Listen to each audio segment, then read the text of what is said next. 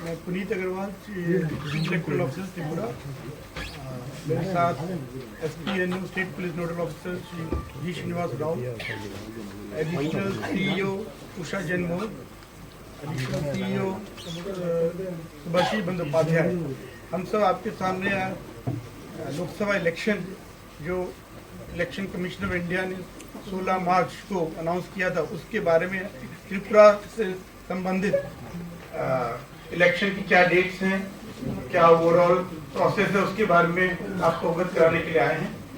जैसे आप सभी ने देखा होगा 16 मार्च को election commission of India full commission ने 7 चरणों में जो पूरे देश में लोकसभा इलेक्शन होने हैं उसका उन्होंने पूरा विवरण दिया था। उन्होंने प्रथम में बताया कि क्या क्या उन्होंने प्रोसेस फॉलो किए, क्या क्या प्रक्रिया ली गई ताकि ज़्यादा से ज़्यादा लोगों को इस प्रोसेस में इंक्लूड किया जा सके, ज़्यादा से ज़्यादा वोटर्स को इसमें सम्मिलित किया जा सके। और त्रिपुरा के संबंध में भी उसमें डेट डिसाइड की गई थी, तो उसी बारे में मैं आप सबको बताना चाहूँगा। त्रिपुरा में इलेक्शन 2 फेज में होगा। फेज 1 जब आपका पोलिंग डेट होगा 19 अप्रैल को, और फेज 2 जिसमें आपका 26 अप्रैल को होगा। तो हम डिटेल में अगर जाते हैं तो पहला जो फेज है उसमें आपका 1 Tripura west parliamentary constituency general seat है, उसमें उसके साथ ही साथ जो असेंबली इलेक्शन की जो 7 रामनगर की सीट थी जो वेकेंट है because of death of the MLA of that seat, उसका भी साथ ही साथ प्रथम चरण के साथ ही इलेक्शन होगा। तो ये पहला फेज का जो इलेक्शन है उसका date of notification, gazette notification वो कल है 20 मार्च को। उसके बाद 27 मार्च, उसके 20 मार्च के साथ ही आपका नॉमिनेशन स्टार्ट हो जाएगा और 27 मार्च तक नॉमिनेशन लिए जाएंगे। 28 तारीख को लास्ट डेट और स्क्रूटनी होगी फॉर नॉमिनेशन। 30 तारीख को विड्रॉल ऑफ कैंडिडेचर किया जा सकता है। देन उसके बाद कैंपेन पीरियड चलेगा आपको, और डेट ऑफ पोल होगा 19 अप्रैल, जिसमें जो लास्ट 48 आवर्स है उसमें आपकी कैंपेनिंग अलाउड नहीं रहती, तो आपका 7 बजे से 5 बजे तक पोलिंग चलेगी। तो यानी कि 19 अप्रैल 5 बजे तक आपकी वोटिंग होगी। तो 17 अप्रैल 5 बजे तक कैंपेनिंग संभव है, उसके बिना बाद कैंपेनिंग नहीं की जा सकती। For phase 1 Tripura west parliamentary constituency के लिए। इसी प्रकार जो हमारी त्रिपुरा में दूसरी सीट है 2 त्रिपुरा ईस्ट पार्लियामेंट्री कंस्टिट्यूंसी, उसका नोटिफिकेशन होगा इशू 28 मार्च को, और इसमें लास्ट डेट ऑफ नॉमिनेशन होगी 4 अप्रैल को। डेट फॉर स्क्रूटनी और nomination 5 April, last date for withdrawal of candidate 8 April, date of polling 26 April को होगी, जो मतलब फर्स्ट फेज के 7 दिन बाद है। और काउंटिंग दोनों फेज 1 फेज 2 इवन पूरे और बाकी जितने और कंट्री में भी काउंटिंग है वो 4 जून को है। अगर हम बाकी 2 स्टेट को छोड़ जिसका बाद में चेंज किया गया था, तो हमारी दोनों सीट पे काउंटिंग 4 जून 2024 को होगा, और इस पूरी इलेक्शन प्रोसेस को 6 जून तक कंप्लीट कर देना है। अगर हम इलेक्टोरल रोल की बात करें किसी इलेक्शन के लिए, सबसे प्रथम जरूरत है इलेक्टोरल रोल कि कौन मतदाता हैं जिनको इस इलेक्शन में वोट देने का अधिकार होगा, और वो निर्णय होता है इलेक्टोरल रोल में जिनका नाम अंतर्भुक्त होते हैं वो वोट डाल सकते हैं। तो आप सभी ने देखा होगा स्पेशल समरी डिवीजन की प्रक्रिया आरंभ हुई थी 1 नवंबर से, जो 5 जनवरी 2024 तक चली।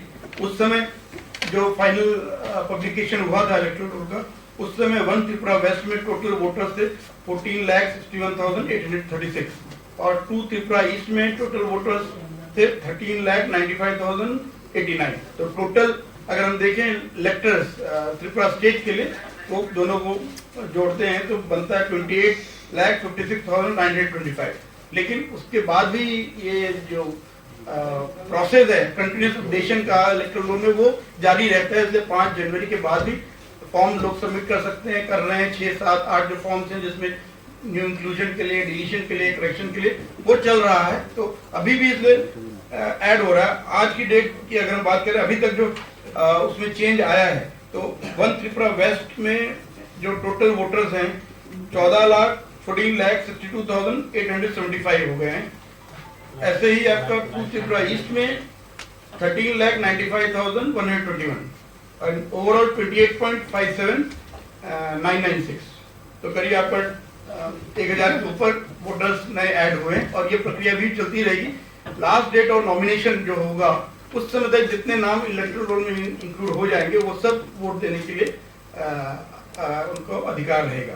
तो आपका लास्ट डेट ऑफ नॉमिनेशन अगर फर्स्ट फेज का हम देखें तो 27 मार्च है और कोई भी अगर फॉर्म सबमिट किया जाता है तो उसके बाद मिनिमम 7 डेज का टाइम हेयरिंग के लिए दिया जाता है। तो आप ये कह देते अब तक जितने फॉर्म्स आ गए हैं, क्योंकि कल तो आपका नॉमिनेशन स्टार्ट हो गया जाएगा कल से, तब तक जितने पेपर फॉर्म्स सबमिट हो गए हैं उनका डिस्पोजल तक जो नंबर आ जाएगा उससे फाइनल फिगर हमें मिलेगी 27 मार्च को इलेक्टोरल रोल जो 1 त्रिपुरा वेस्ट की है उसके लिए। सिमिलरली अगर हम 1 त्रिपुरा ईस्ट की बात करेंगे तो उनका जो लास्ट डेट ऑफ नॉमिनेशन है आपका 4 अप्रैल 2024 को, तो उस समय तक जो उनके रिलेटेड जो असेंबली सेगमेंट्स हैं उसमें जो इलेक्टोरल रोल हैं उसका जो फाइनल नंबर होगा उसको मिला के टोटल इलेक्टर्स डिसाइड होंगे। जैसे आप जानते हैं दोनों पार्लियामेंट्री कंस्टिट्यूंसी में 60 असेंबली सेगमेंट्स में से 30 आती हैं आपका जो वेस्ट सीट है उसमें आपका पूरा वेस्ट त्रिपुरा डिस्ट्रिक्ट सफाई जिला डिस्ट्रिक्ट आता है और साउथ और गोमती के पार्ट आते हैं, कुछ असेंबली कॉन्स्टिट्यूंसी आती है। अगर हम ईस्ट सीट की बात करें तो उसमें आपके 4 डिस्ट्रिक्ट पूरे आते हैं जिसमें नॉर्थ, उनाकोटी, ढलाई, खोई है और साउथ एंड गोमती के उसमें भी पार्ट आते हैं। 7 रामनगर असेंबली का जो बाई इलेक्शन है उसमें टोटल नंबर ऑफ इलेक्टर्स हैं 45,669 और इसमें टोटल पोलिंग स्टेशन की बात करें तो पूरे स्टेट में 3,349 पोलिंग स्टेशन हैं प्लस एक ऑक्सिलरी पोलिंग स्टेशन का हमें अप्रूवल मिला रिसेंटली जो साउथ त्रिपुरा में शांति बाजार सब डिवीजन में आपका काला लॉकडाउन एरिया है, उसमें ग्रुप माइग्रेंट फैमिलीज जो नॉर्थ त्रिपुरा में थी वो परमानेंट सेटलमेंट के लिए वहाँ शिफ्ट हो रही है, तो उनके लिए एक नया पोलिंग स्टेशन वहाँ क्रिएट होगा जो तब लास्ट दिसंबर असेंबली डिवीजन तक वो क्लैरिटी नहीं थी, तो ये एक नया नंबर ऐड हुआ। तो हम अब कह सकते हैं 3,350 टोटल पोलिंग स्टेशन हैं। इसमें आपका जो 1 त्रिपुरा वेस्ट है उसमें टोटल पोलिंग स्टेशन हो जाते हैं 16,086 जिसमें 1 ऑक्सिलरी पोलिंग स्टेशन उसको इंक्लूड करके, और जो 2 त्रिपुरा ईस्ट है उसमें टोटल पोलिंग स्टेशन है 16,064। इसमें अगर हम टोटल बात करें टोटल 3,350 में 705 आपके अर्बन आएंगे, 2,645 आपके रूरल एरिया में आएंगे। और कुछ पोलिंग स्टेशन में जैसे आप देखते हैं कि एक ही लोकेशन में एक से ज्यादा पोलिंग स्टेशन होते हैं, पर्टिकुलरली अर्बन एरिया में बात करें तो उस हिसाब से total distinct polling station locations हैं 2,524 प्लस एक ऑक्सिलरी पोलिंग स्टेशन तो उसी में ही आ जाएगा, तो 2,524 रहेगा जिसमें अर्बन लोकेशंस हैं 421 एंड रूरल लोकेशन 2,103। हम लोग का टोटल जो इलेक्टर पॉपुलेशन रेशियो है वो है 675। लास्ट ईयर जब समरी रिवीजन हुआ था 2023 में, जब जनवरी 2023 में नोटिफिकेशन फाइनल इलेक्टोरल रोल का नोटिफाई किया गया था, उस समय इलेक्टोरल पॉपुलेशन रेशियो था आपका 667, वो बढ़कर 675 हो गया। ऐसे जेंडर रेशियो पहले 989 था, वो बढ़ के 991 हो गया। तो दैट मीन्स की नंबर ऑफ फीमेल वोटर्स के इंक्लूजन ज्यादा हुआ कंपेयर टू मेल वोटर्स, जिसकी वजह से ये जेंडर रेशियो इंप्रूव हुआ है। और पार्लियामेंट्री कंस्टिट्यूंसी में हमारे टोटल सर्विस वोटर्स जो हैं वो 10,266 हैं, जिसमें 1 त्रिपुरा वेस्ट में 5,917, 2 त्रिपुरा ईस्ट में 4,349। इसके अलावा 18-19 ईयर्स की जो एज ग्रुप में जो न्यू वोटर्स हैं, यूथ जिनको फर्स्ट टाइम वो वोट देंगे, वो टोटल नंबर स्टेट में 69,782, जिसमें 1 Tripura west 33,152, 2 Tripura east 36,630। So these will be the new voters. Election commission का निरंतर प्रयास है कि जो भी नए वोटर्स आ रहे हैं जो 18 ईयर्स कंप्लीट कर रहे हैं उनको विशेषतः उनका ध्यान आकर्षण किया जाए, वोट की महत्ता बताई जाए ताकि वो बड़ी संख्या में आकर वोट दें। इसी प्रक्रिया में हम लोग ने भी स्टेट में इलेक्ट्रल लिटरेसी क्लब कॉलेजेस में, हाई सेकेंडरी स्कूल्स में खोले हैं ताकि उनको इसकी महत्ता के बारे में बताया जाए। तो हमारे यहाँ भी ये इसमें इंक्रीज हो रहा है ग्रेजुअली। 85 प्लस इलेक्टर्स, जो आपने लास्ट असेंबली इलेक्शन में देखा होगा, 80 से ज्यादा उम्र के जो लोग थे और इसके अलावा जो पर्सन विद डिसेबिलिटीज PWD यानी दिव्यांगजन, उनको वोट डालने के लिए सुविधा दी गई थी कि वो अगर चाहें तो वो अपना ऑप्शन दे के घर में वोटिंग की सुविधा ले सकते हैं। तो ये फैसिलिटी इस बार भी रहेगी, जैसे असेंबली इलेक्शन में थी। एक परिवर्तन है, उस समय 80 से ज्यादा बड़े जो वयस्क नागरिक थे उनको ये सुविधा उपलब्ध थी। अब एक अमेंडमेंट के द्वारा इसको 85 या उससे ज्यादा कर दिया गया। इसलिए आज की डेट में जो लोकसभा इलेक्शन में जिनकी उम्र 85 या उससे ज्यादा होगी उनको ये फैसिलिटी रहेगी। वो फॉर्म 12D में निर्धारित समय में अगर अपना चॉइस देंगे तो उनको अकॉर्डिंगली होम वोटिंग फैसिलिटी रहेगी। तो टोटल 85 प्लस इलेक्टर्स जो स्टेट में हैं 18,676, जिसमें 1 त्रिपुरा वेस्ट में 9,702, 2 त्रिपुरा ईस्ट में 8,974। और ऐसे दिव्यांग जो इलेक्टर्स हैं उनकी संख्या है टोटल 19,866, जिसमें 1 Tripura west 84,486 and 2 Tripura east 11,380। Total जो हमारे पोलिंग स्टेशन है उसमें एक विशेष प्रयास किया गया कि जो पोलिंग स्टेशन हैं उसमें विमेन, यूथ, दिव्यांगजन, उनको भी हम लोग एक उनकी जो कैपेबिलिटी है उसको और हम लोग दिखाएं। उस दृष्टि से जैसे इलेक्शन कमीशन का भी गाइडलाइन है, उसके अंतर्गत हर असेंबली सेगमेंट जो है उसमें हमारे सब में एक कम से कम यूथ मैनेज पोलिंग स्टेशन होगा, एक आपका PWD मैनेज पोलिंग स्टेशन होगा, 2 minimum women manage polling station होंगे और 2 मॉडल पोलिंग स्टेशन होंगे। मॉडल पोलिंग स्टेशन है जिसमें सभी एश्योर्ड मिनिमम फैसिलिटीज के साथ साथ और फैसिलिटीज भी होंगी जिससे लोगों को वहाँ पे वोट देने में और सुविधा हो, उनको वहाँ पे फेस्टिव एनवायरनमेंट मिले। तो टोटल अगर हम स्टेट की बात करें तो आउट ऑफ 3,349 प्लस 1 ऑक्सिलरी जो पोलिंग स्टेशन है उसमें 154 विमेन मैनेज पोलिंग स्टेशन है, 60 PWD यानी दिव्यांग जन द्वारा मैनेज पोलिंग स्टेशन है, 121 मॉडल पोलिंग स्टेशन है, 60 यूथ मैनेज पोलिंग स्टेशन है। तो ये ओवरऑल इलेक्टर्स का डिटेल है। इसके अलावा आपका जो पोस्ट जो लोग इलेक्शन ड्यूटी में एंगेज रहेंगे, चाहे वो पोलिंग पर्सनल हो, चाहे पुलिस पर्सनल हो या और अलग अलग कार्य में जो लोग होंगे जिनको इलेक्शन डे में, पोल डे में अपने पोलिंग स्टेशन में जाके वोट डालने की सुविधा नहीं हो पाएगी क्योंकि इलेक्शन काम में व्यस्त होंगे, ऐसे लोगों को पोस्टल बैलेट के द्वारा वोट देने की फैसिलिटी होगी। साथ ही साथ क्योंकि ये पार्लियामेंट्री कॉन्स्टिट्यूंसी है, इसमें पर्सन जिसको इलेक्शन की ड्यूटी दी गई है वो अगर उसी पार्लियामेंट्री कॉन्स्टिट्यूंसी में है जिसमें उनका भी वोट आता है तो उनको पोस्टल बैलेट की बजाय EDC सर्टिफिकेट दिया जाएगा। EDC सर्टिफिकेट के द्वारा उनको ये अधिकार दिया जाता है कि वो उस पार्लियामेंट्री कॉन्स्टिट्यूंसी के किसी भी पोलिंग स्टेशन में जाके on the day of poll polling कर सकते हैं। तो वो इसलिए कोई भी पोलिंग स्टेशन हो सकता है। तो इसका मतलब ये हुआ कि वो जिस भी पोलिंग स्टेशन में जा रहे होंगे उद्देश्य यही रहता है कि वो अपने पोलिंग स्टेशन में नहीं जा पाएंगे, इसलिए उनको EDC दिया जाता है, यानी कि वो किसी और पोलिंग स्टेशन में जा रहे होंगे जो उनकी ड्यूटी के एरिया के आसपास होगा।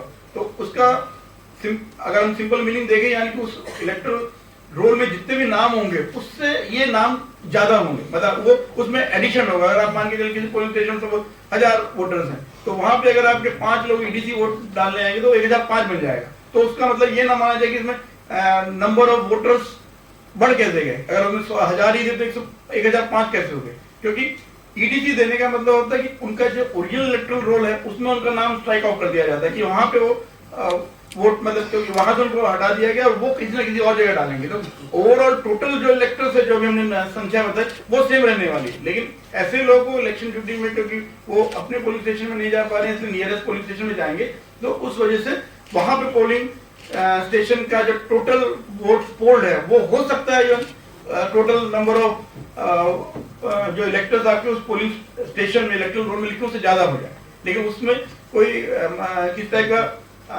डाउट नहीं रहना चाहिए, कंफ्यूजन नहीं रहना चाहिए कि नंबर कैसे ज्यादा हो जाए। तो ये इसलिए, और जो लोग ऐसे एरिया में होंगे जहां पे उनका वो पार्लियामेंट्री कंस्टिट्यूंसी भी चेंज हो रहा है, तो ऐसे में उनको पोस्टल बैलेट दिया जाएगा। अब पोस्टल बैलेट में जैसे लास्ट टाइम भी होता है, एक फैसिलिटेशन सेंटर खोला जाएगा, जो नॉर्मली जो एसडीएम्स हैं वो सब डिवीजन हेडक्वार्टर में फैसिलिटेशन सेंटर को खोला जाता है, और वहाँ पे कंसर्न जो इलेक्शन ड्यूटीज में लिंक ऑफिशियल्स हैं वो आके अपना पोस्टल बैलेट वहीं पर कास्ट करके वहाँ पे ड्रॉप कर जाते हैं, मतलब जो बॉक्स रहता है, तो उस वे में ही रहेगा पोस्टल बैलेट में। बस स्पेशली इलेक्शन कमीशन का जो डायरेक्शन है कि वो पोस्टल बैलेट भी फैसिलिटेशन सेंटर के थ्रू ही दिए जाएंगे, मतलब जिनको पोस्टल बैलेट इश्यू हो रहा है वो फैसिलिटेशन सेंटर में आके वोट डालेंगे, उनको घर में जाके पोस्टल बैलेट देने की फैसिलिटी नहीं है। तो there is no provision for sending the postal ballot by post और थ्रू स्पेशल मैसेंजर, वो उनको ही फैसिलिटेशन सेंटर में आके पोस्टल बैलेट जो इशूड है उसके थ्रू उनको वोट देना है। तो ये मतलब स्पेशली ध्यान देने की बात है। इसके अलावा जितने पोलिंग स्टेशन हैं उसमें सभी पोलिंग स्टेशन में एश्योर्ड मिनिमम फैसिलिटीज, मूलभूत सुविधाएं उसमें इलेक्टर्स को वोट डालने में सहायता करने के लिए हूँ, ये निश्चित किया जाता है। तो हमारे जितने भी पोलिंग स्टेशन हैं उन सब में ड्रिंकिंग वाटर, टॉयलेट, इलेक्ट्रिसिटी उसकी फैसिलिटी रहेगी। अगर जो फिजिकली पर्सन विद डिसेबिलिटीज जो है दिव्यांगजन, उनको वहां तक ले जाने में प्रॉब्लम ना हो, तो वो रैंप सुविधा होती है। हमारे सारे पोलिंग स्टेशन ग्राउंड फ्लोर पे हैं, तो भी जहाँ पे अगर थोड़ा सा एलिवेशन है तो उसमें रैंप फैसिलिटी सभी पोलिंग स्टेशन में रहेगी। इसके अलावा फर्नीचर तो रहेगा ही, और वेटिंग शेड जनरली जैसे देखा जाता है कई बार जब भीड़ हो जाती है तो लोग को वेट करना पड़ता है, तो ऐसे में वेट करने में पर्टिकुलरली जब गर्मी बढ़ रही है तो उसमें वेट करने में लोगों को असुविधा ना हो उसके लिए वेटिंग शेड की व्यवस्था रहेगी।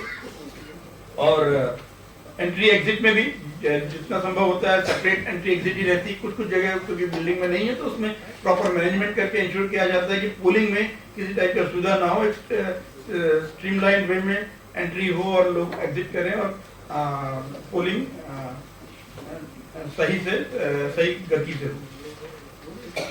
और मेन जो इलेक्शन अनाउंसमेंट के साथ होता है 16 मार्च को जब इलेक्शन कमीशन ने अनाउंसमेंट किया, उसके साथ ही साथ model code of conduct force में आ गया है। मॉडल कोड ऑफ कंडक्ट आप सभी जानते हैं, उसकी कॉपी हम लोग ने पॉलिटिकल पार्टीज को भी मीटिंग करके दी है। उसका मुख्य उद्देश्य यही है कि कैंपेनिंग के दौरान जितने भी पॉलिटिकल पार्टीज हैं, जितने भी कैंडिडेट्स हैं, वो एक आचार संहिता एक मेंटेन करें कि उनका व्यवहार कैसा होना चाहिए। वो अगर अपनी बात इलेक्टर्स को बताना चाहते हैं तो उसमें वो किसी धर्म, जाति, संप्रदाय, भाषा उन सब के का आह्वान करके वोट ना मांगे, किसी के प्रति कोई फाउल लैंग्वेज इस्तेमाल ना करें, कोई अनवेरिफाइड एलिगेशन ना लगाएं, और इशू बेस्ड कैंपेनिंग हो इंस्टेड ऑफ किसी पे पर्सनल अटैक, वो सब चीजें ना की जाए। और पर्टिकुलरली जो रूलिंग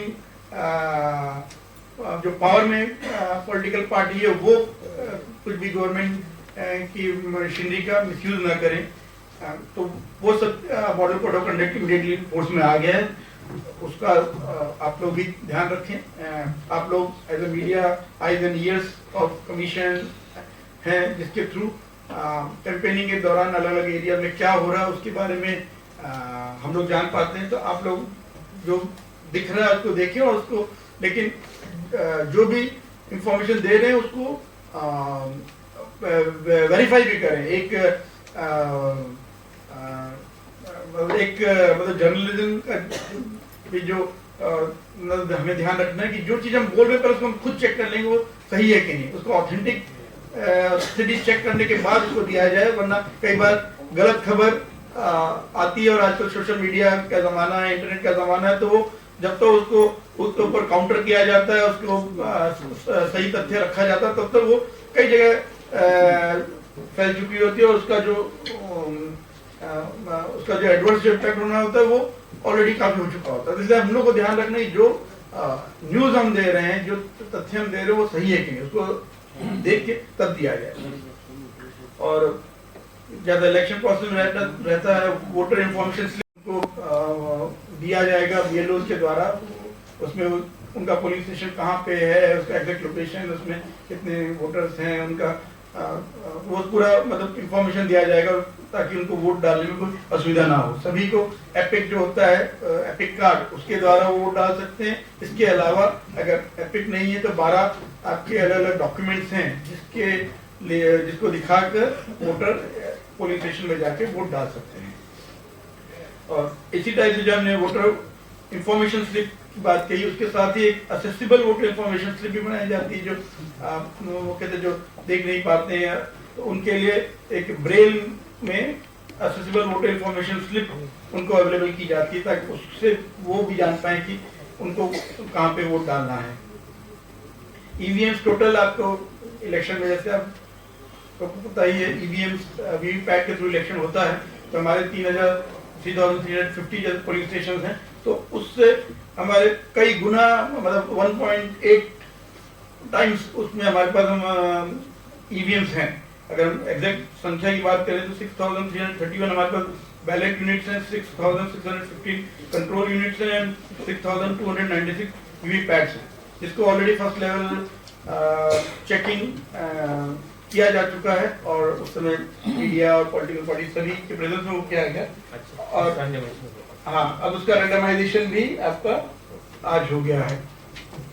और इसी टाइप से जो आपका 7 Ramnagar assembly constituency by election होना है, उसके लिए भी EVMs टोटल 98, उसमें टोटल 49 पोलिंग स्टेशन हैं, तो उसके लिए double 98 ballot unit, control unit और वीवीपैट्स, उनका भी FLC फर्स्ट लेवल चेकिंग किया जा चुका है। बाकी आपका जो एक अफिडेविट की रिक्वायरमेंट रहती है, उसमें जैसे आप सभी जानते हैं जो भी नॉमिनेशन होता है उसमें कैंडिडेट्स को एक अफिडेविट देना होता है। उसमें अपने इमीडिएट फैमिली यानी स्पाउस, बच्चों का पूरा डिटेल देना होता है कि क्या मूवेबल इमूवेबल प्रॉपर्टी है, उनके अगेंस्ट अगर कोई केस चल रहा है क्रिमिनल एंटीसीडेंट का तो उसकी डिटेल देनी होती है, तो वो उस अफिडेविट दिया जाएगा।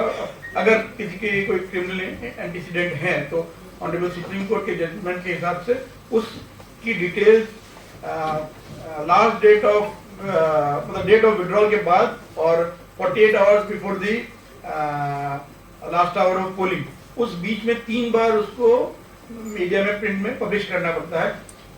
पहली बार आपको शुरू के 4 दिनों में करना होता है, दूसरा 5 से 8 दिनों में करना होता है, उसके बाद 9th day to last date of campaigning जो है उस बीच में आपको न्यूज़पेपर में पब्लिश करना होता है। और पॉलिटिकल पार्टीज को भी करना होता है, कैंडिडेट को भी करना है, दोनों को करना होता है। उसके स्पेसिफाइड फॉर्मेट्स हैं जिसके अंदर उसको करना है, वो उसी में वो किए जाते हैं।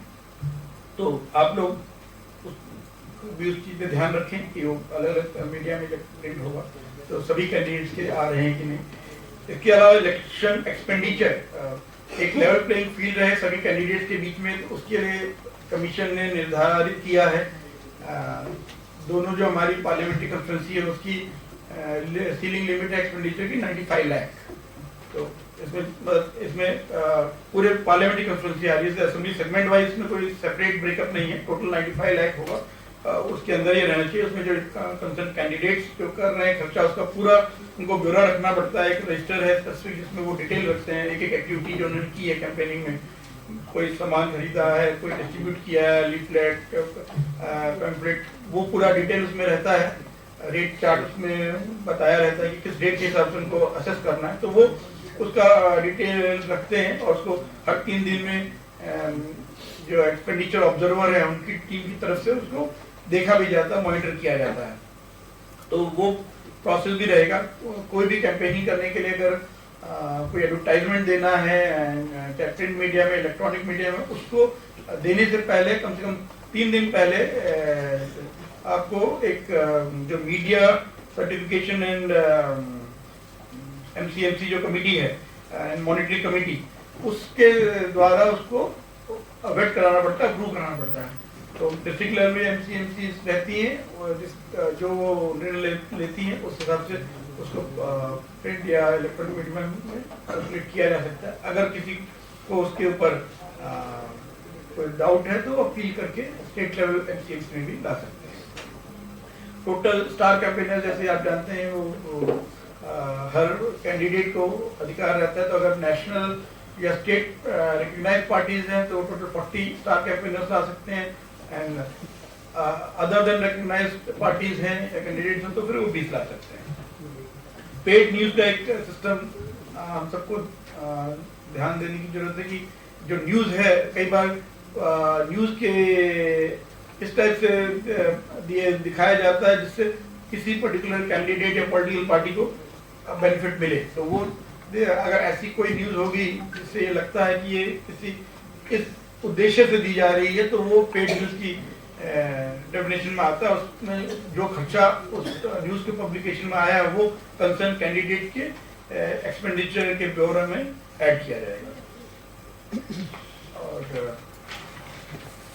प्रक्रिया को समझ सकें और उससे अवगत रहें, उसके लिए आईटी एप्लीकेशन का एक विशेष यूज किया गया है।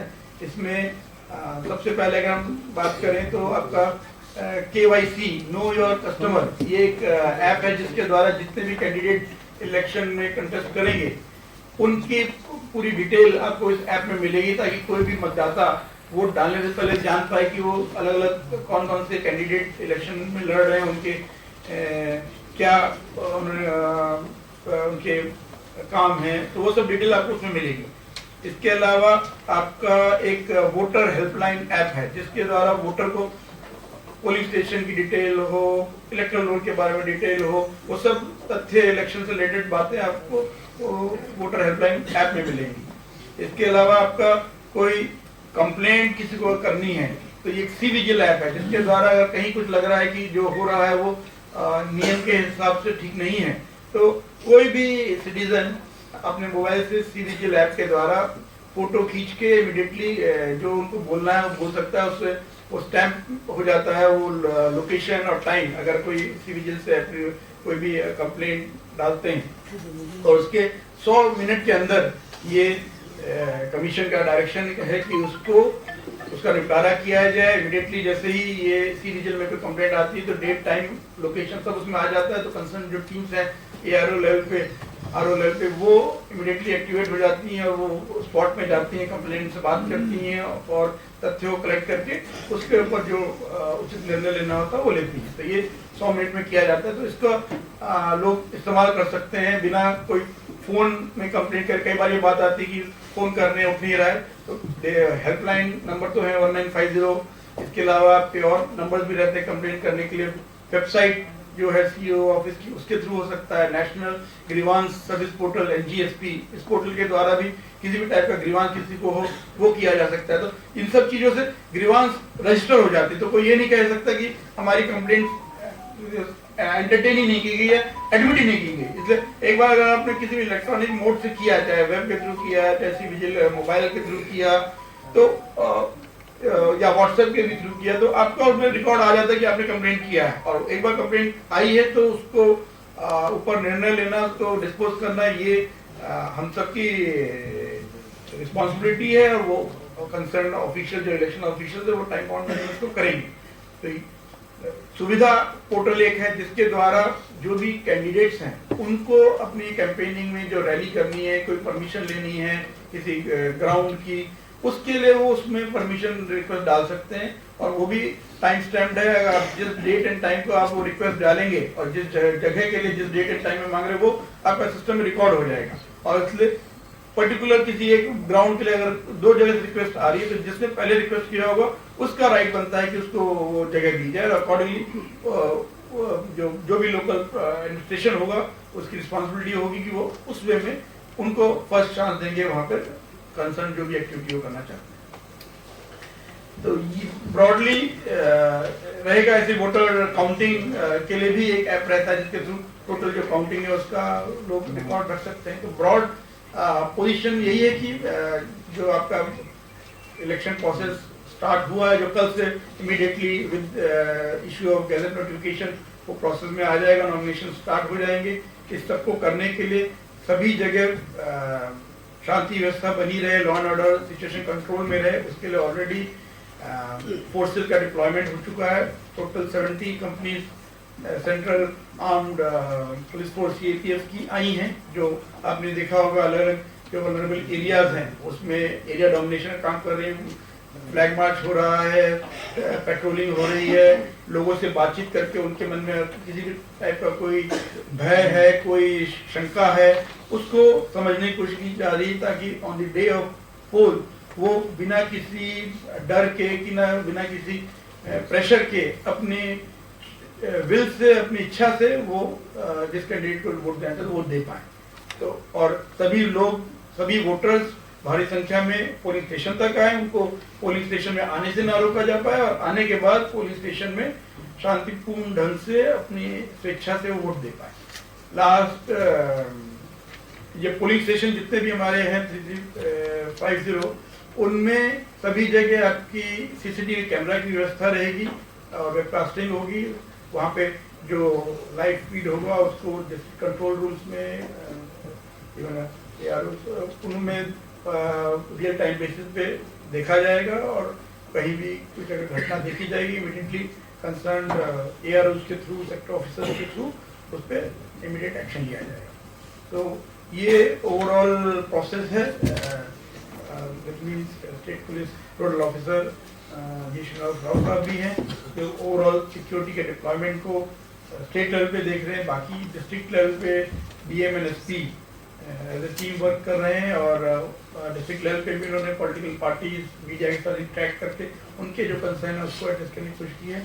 और हम सबका पूरा विश्वास है कि आप सबके समर्थन और सहयोग से ये जो इलेक्शन प्रोसेस, पार्लियामेंट्री इलेक्शन का आरंभ हुआ है, उसको हम transparent, free, fair, violence free and peaceful वे में कंडक्ट कर लेंगे। इसी आशा के साथ आप सबके सहयोग की कामना करते हुए मैं अपनी बात यहाँ पर समाप्त करता हूँ। नए सेटलमेंट्स हुए हैं तो सब जगह सब वोटर्स का एनरोलमेंट हो गया है, तो एलिजिबल जो भी एज में आते हैं।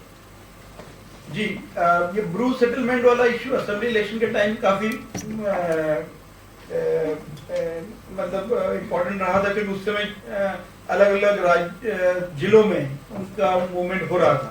तो टोटल पूरे स्टेट में 12 ऐसे ब्रू सेटलमेंट लोकेशन हैं जहाँ पे इनको सेटल किया गया है। असेंबली इलेक्शन जब हुआ था जनवरी फरवरी में, जब लास्ट ईयर, उस समय तक मैक्सिमम नंबर ही शिफ्ट हो गए थे। उनको उस समय हम लोगों ने ऑक्सिलरी पोलिंग स्टेशन बना के वोटिंग दिया था। अब वो सारे पोलिंग स्टेशन ऑक्सिलरी से, अब जब हम लोगों ने रैशनलाइजेशन ऑफ पोलिंग स्टेशन किया था जुलाई अगस्त के महीनों में, उसमें उनको हमने परमानेंट पोलिंग स्टेशन में कन्वर्ट कर दिया है।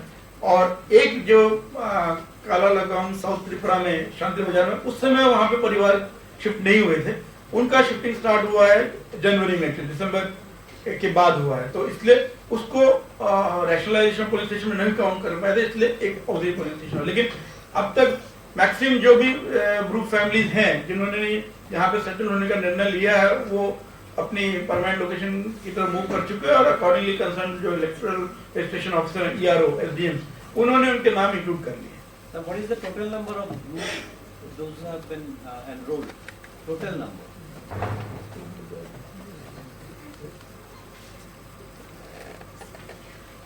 तो एग्जैक्ट हम आपसे शेयर कर लेंगे,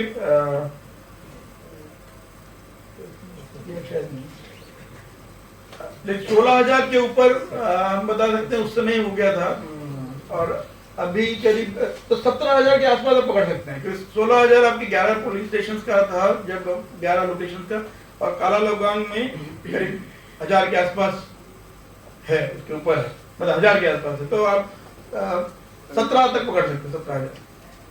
इलेक्टोरल लिटरेसी क्लब के बारे में बात किया था आपने, उसका टोटल नंबर क्या है? इलेक्टोरल लिटरेसी क्लब एक्चुअली सभी कॉलेजेस में तो है ही।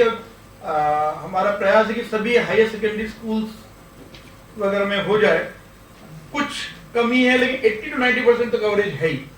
वेस्ट में स्कूल्स ज्यादा है, इसलिए उसमें कवरेज परसेंटेज कम है रिलेटिवली, लेकिन बाकी सब में 90% के ऊपर ही है। और सभी को डायरेक्शन दिया गया है कि वो सभी जो बच गए हैं स्कूल, उसमें वो इलेक्टोरल लिटरेसी क्लब खोल दे। उसमें उद्देश्य है कि वो शुरू से अगर वो जान पाएंगे कि वोटिंग का क्या प्रोसेस है, क्या उसकी इम्पोर्टेंस है, तो वो जब 18 ईयर्स कंप्लीट करेंगे तो इमीडिएटली वो वोट के लिए आगे आएंगे। सर, आपने इलेक्शन एक्सपेंडिचर की बात की और जो चीफ इलेक्शन कमिश्नर है उन्होंने भी जो 4 एम्स चैलेंजेस उन्होंने जो जब प्रेस वार्ता की, जैसे शेड्यूल कोल शेड्यूल अनाउंस हुआ तो 4 AIIMS muscle power, money power, फिर मिसयूज जैसे मिस इन्फॉर्मेशन और modern code of conduct violation, तो ये 4 एम्स को आप सर आप कैसे किस तरह से देखते हैं? और जैसे मिस इन्फॉर्मेशन और मॉडल कोड ऑफ कंडक्ट के ऊपर तो तुरंत एक्शन लिया जाता है, बट मनी पावर और मसल पावर ये चिंता का विषय है, तो त्रिपुरा में इसका कैसे सिनारियो है?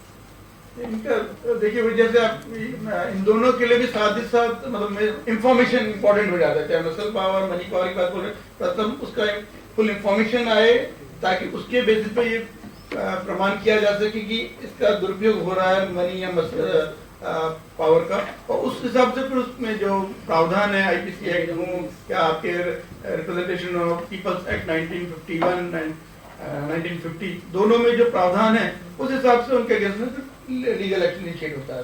एफआईआर फाइल हुई है, उनके अगेंस्ट चार्जशीट फाइल हुई, वो प्रोसेस है। अच्छा, त्रिपुरा तो छोटा स्टेट है,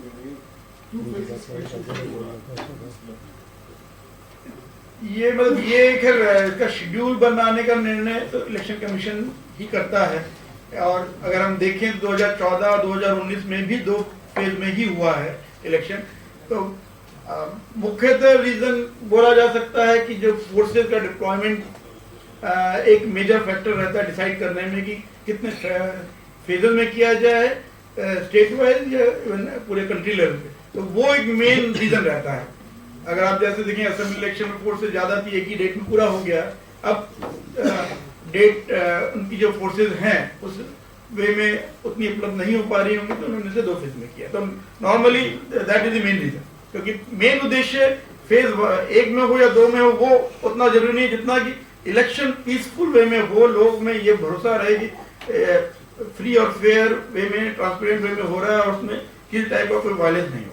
तो ये लोग हम ये उनको भरोसा दिला पाए, इस दृष्टि को ध्यान में रखते ही इलेक्शन कमीशन डिसाइड करता है कितने फेज में किया जाए।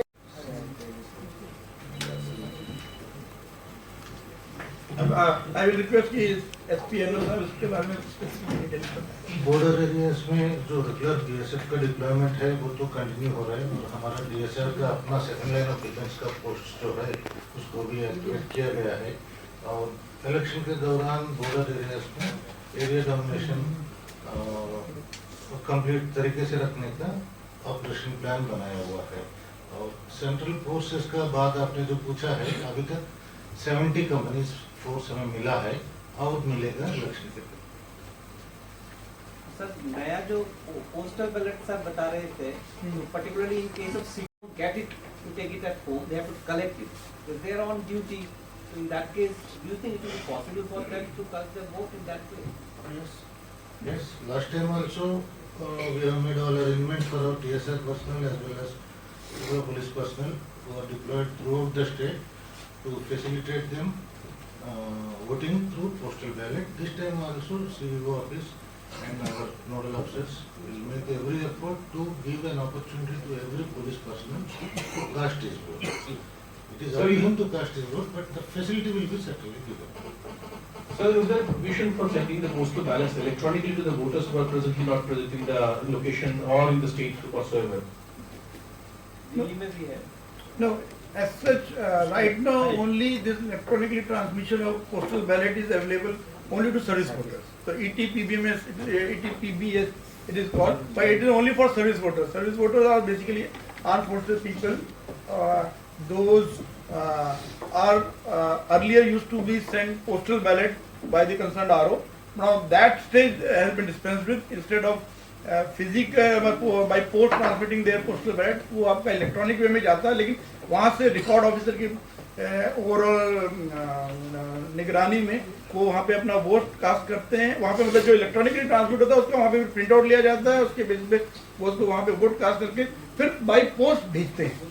तो इसलिए only sending the postal ballot is in electronic mode, लेकिन vote casting and final vote comes in the actual postal ballot. So will that? लेकिन बाकी और लोगों के लिए जो इलेक्शन ड्यूटी में उनके लिए सर्विस अवेलेबल नहीं, जैसे बताया गया उसमें 2 facilities postal ballot normal way में है जिसमें उनको पोस्टल बैलेट दिया जाता है और फैसिलिटेशन सर्टिफिकेट दे सकते हैं, या ईडीसी के through election duty certificate. Particularly अगर हम अभी इस इलेक्शन की बात करें तो यहाँ पे क्योंकि 2 फेजेज में हो रहा है, तो आप देखेंगे कि एक तो क्योंकि 2 ही असेंबली पार्लियामेंट्री कॉन्स्टिट्यूंसीज हैं, तो अगर आप उसी पार्लियामेंट्री कॉन्स्टिट्यूंसी में ड्यूटी में हैं जिसको आप खुद वोटर हैं, तब तो आप ईडीसी लेके इलेक्शन ड्यूटी करते करते भी इजीली पोलिंग स्टेशन में जाके वोट डाल सकते हैं। और अगर आप मान के चलें कि दूसरे पोलिंग पार्लियामेंट्री कॉन्स्टिट्यूंसी में आते हैं क्योंकि वो दूसरे दिन हो रहा है, तो आप यहाँ पे अपनी ड्यूटी करके जब दूसरा फेज में वहाँ पे पोलिंग आएगी तब आप फिजिकली वहाँ जाके वोट कास्ट कर सकते हैं। इसलिए उस वे में रिक्वायरमेंट ऑफ ईडीसी या पोस्टल बैलेट कम रहेगा अगर हम इसको 2 फेज में करें। सर जैसे बताया गया कि 70 कंपनीज ऑफ CAPF आ गई है स्टेट में और भी आने वाली है, तो ये लास्ट डे तक जैसे 4 जून को काउंटिंग होगी, तो तब तक कितनी CAPF की कंपनीज यहाँ पे रहेगी? ये तो अभी कह पाना मुश्किल होगा, लेकिन सिक्योरिटी फोर्सेस रहें और जब तक काउंटिंग होगा तब तो आपके जो स्ट्रांग रूम्स हैं, जैसे आपके पोल EVMs आते हैं पोलिंग स्टेशन से, तो कंसर्न स्ट्रांग रूम में असेंबली सेगमेंट वाइज जो हैं उनमें स्टोर रहते हैं। वहाँ पे तो पूरा 3 लेवल का सिक्योरिटी कवर रहता है। इंटीरियर जो सबसे है वो CAPF होती हैं, सेंट्रल पैरामिलिट्री फोर्सेस, उसके बाद आपका स्टेट आर्म फोर्सेस होती हैं, फिर स्टेट पुलिस होती है। इसके साथ ही साथ जो आपके गेट्स वगैरह तो उस पर लाइव CCTV कैमरा के साथ मॉनिटरिंग होती है। इवन जो कैंडिडेट्स हैं जिनके मतलब वोट स्ट्रांग रूम में बंद हो गए, वो अपने रिप्रेजेंटेटिव दे सकते हैं जो उस पूरी प्रोसेस को मॉनिटर करते रहें, तो उस वे में ओवरऑल को उसकी सिक्योरिटी की जाती है। तो मेन इसलिए एक बार पोलिंग हो गया तो उसके बाद तो मेनली स्ट्रांग रूम की सिक्योरिटी का रिस्पॉन्सिबिलिटी है जिसके ऊपर CAPF का रहेगा। लेकिन उसके बाद भी, लेकिन रिजल्ट निकलने के बाद भी, लास्ट टाइम भी जैसे रहा था, आपने देखा होगा असेंबली इलेक्शन के टाइम भी forces had remain up to reasonable time कि वहाँ पे शांति बनाए रखी जाए, तो वो प्राय इस बार भी रहेगा। इस बार भी अगर आप देखेंगे इलेक्शन कमीशन की तरफ से इवन एडवांस डिप्लॉयमेंट के लिए भी माना गया था कि फोर्स पहले मिल जाए, ताकि कैंपेनिंग स्टार्ट होने से पहले ही अगर फोर्सेज आ जाएंगी तो लोगों को ये वातावरण दिखेगा कि फ्री एंड फेयर इलेक्शन करने के लिए एरिया डोमिनेशन के लिए फोर्सेज हैं। तो उसी वे में CAPF आ गई है हमारी 70 कंपनीज, बाकी और आएंगी। जब एक्चुअल डे ऑफ पोल आएगा उस समय ज़्यादा फोर्सेज की और रिक्वायरमेंट रहेगी, तो उस में और आएंगी। और on the day of counting तक स्ट्रांग रूम की प्रॉपर गार्डिंग होगी, और इवन आफ्टर काउंटिंग एक रिजनेबल नंबर उस समय सिचुएशन को देख के डिसाइड किया जाएगा, और उसके में police authorities. Sir, point number C, candidates only be entered. This is the first time, or what is the thing? नहीं, एक्चुअली ये फोटोज और प्रयोग हमेशा से ही है। इवन मतलब इसको उसमें मेंशन किया रहता है, ये नोटिफिकेशन जो इलेक्शन कमीशन से भी आता है। अब तो आप देखेंगे इलेक्टरल रोल में सबका फोटो है, हर इलेक्टर का वो फोटो उसमें है, एपिक कार्ड में तो रहता ही है। तो इसलिए और जो पोस्टल बैलेट होता है उसमें भी कैंडिडेट का नाम, उसका फोटो और उसका अगर पॉलिटिकल पार्टी का है तो पॉलिटिकल पार्टी का नाम और उसका सिंबल, ये बैलेट पेपर पे रहते हैं। तो फोटो रहता है। कई बार जैसे देखते हैं कि एक जैसे नाम हो जाते हैं, तो उसमें ये फोटो वोटर्स को पहचानने में सुविधा देता है। तो लेकिन ये नई बात नहीं है, ये कई इलेक्शन से अब हो रहा है। जब से आप मान के चलिए, जब से एपिक कार्ड में इलेक्टोरल रोल में जब से फोटो आ गए, तो ये तो हुई। सर ये